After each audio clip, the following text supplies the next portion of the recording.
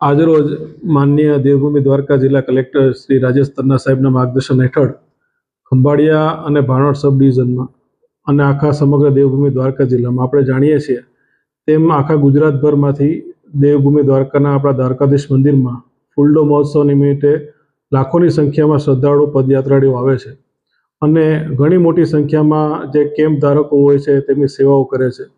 તો આજે માનનીય કલેક્ટર સાહેબના માર્ગદર્શન હેઠળ તમામ કેમ્પ ધારકોની આજે પ્રાંત ઓફિસ ખંભાળિયા ખાતે એક મીટિંગ રાખેલી હતી। આ મીટિંગ તમામના સૂચનો અનુસાર ખૂબ જ સરસ રહી।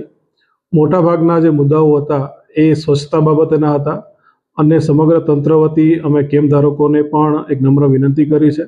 આ સાથે આવતા તમામ શ્રદ્ધાળુઓને પણ વિનંતી કરીએ છીએ કે આપની પદયાત્રા દરમિયાન આપની આજુબાજુની જગ્યા જે છે એ ખાસ સ્વચ્છ રાખે, પ્લાસ્ટિકનો ઓછામાં ઓછો ઉપયોગ કરીએ। આપણી પાસે જે પણ પ્લાસ્ટિકની વસ્તુઓ હોય તે નજીકની ડસ્ટબિનમાં કચરાપેટીમાં રાખીએ અથવા નજીકના જે કેમ્પ સ્થળ છે કે જ્યાં કચરાની વ્યવસ્થા એ લોકો કરેલી છે તેમાં રાખીએ। ખાસ કેમ્પ ધારકોને પણ તંત્ર વતી એક ખાસ નમ્ર વિનંતી છે કે આપણા કેમ્પની અંદરની જગ્યા અને આપણા કેમ્પની આજુબાજુની કમસે કમ 1 કિલોમીટરની જગ્યાની સફાઈની જવાબદારી જો કેમ્પ ધારકો સ્વયંભૂ રીતે સંભાળે તો આ ફૂલડોલ મહોત્સવ એના પછી જે ગંદકીનો પ્રશ્ન થાય છે એ મોટા ભાઈ આપણે એનું નિવારણ કરી શકીએ।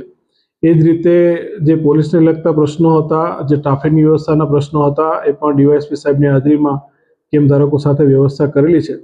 અને ફરીથી તમામ શ્રદ્ધાળુઓ અને કેમ્પ ધારકોને ખાસ વિનંતી છે કે ખાસ સ્વચ્છતાનું ધ્યાન રાખીએ અને આપની આ જે શ્રદ્ધાપૂર્વકની યાત્રા છે જે દ્વારકાધીશ મંદિરે જવાની એ સુખદ રીતે અને સારી રીતે સંપન્ન થાય તેવી ભગવાન દ્વારકાધીશને પ્રાર્થના છે।